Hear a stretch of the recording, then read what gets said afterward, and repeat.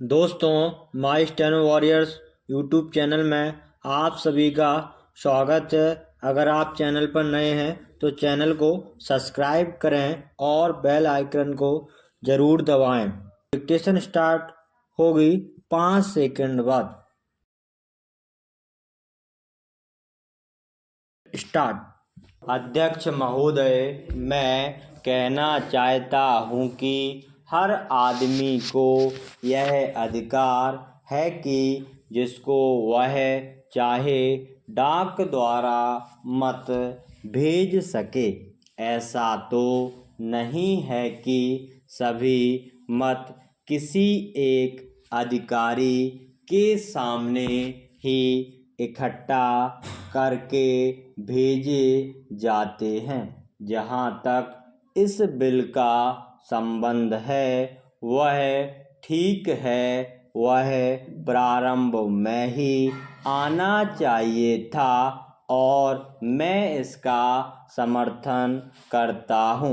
मैं इस सदन के माननीय सदस्यों से भी निवेदन करता हूँ कि इस बिल को पास कर दिया जाए। खेती में उन्नति न होने का कारण क्या है? उसका एक कारण यह है कि खेती से संबंधित जितने विभाग हैं उनमें आपस में समन्वय नहीं है।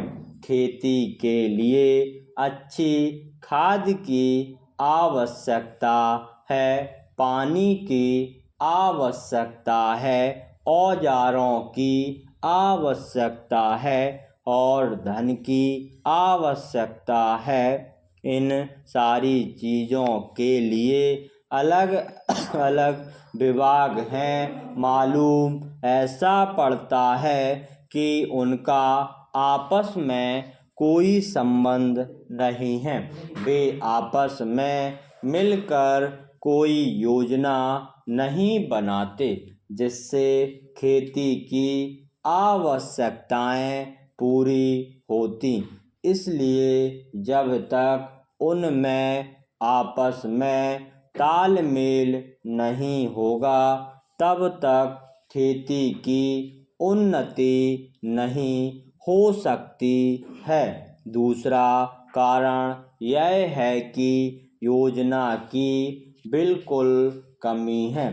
इसके अलावा कृषि कॉलेजों से निकले हुए जो स्नातक होते हैं, जो खेती की बातों को जानते हैं, उनमें से एक भी आदमी खेती करने के लिए तैयार नहीं है।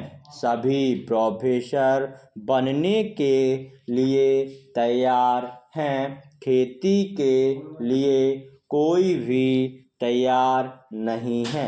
एक बात मैं माननीय मंत्री जी से विशेष रूप से कहना चाहता हूँ, अधिक उपज न होने का एक कारण यह है कि जो खेत में काम करते हैं वे उसके मालिक नहीं हैं। खेत किसी और का है और काम कोई और कर रहा है।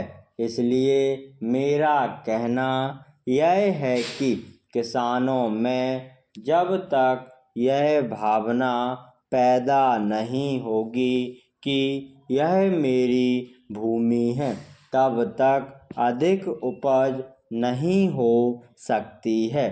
इसके लिए आप जब तक भूमि सुधार नहीं करेंगे तब तक कोई बात बनने वाली नहीं है। दुर्भाग्य से इस देश में खेती करने वाले बहुत कम लोग ही भूमि के स्वामी हैं। खेती की उन्नति के मूल आधार हैं पानी, खाद, बीज, धन, उपज का उचित दाम और भूमि सुधार, इन सब की ओर कृषि मंत्रालय का ध्यान नहीं है। सरकार को प्रत्येक खेत को पानी और हर आदमी को काम देना सुनिश्चित करना चाहिए। स्टॉप।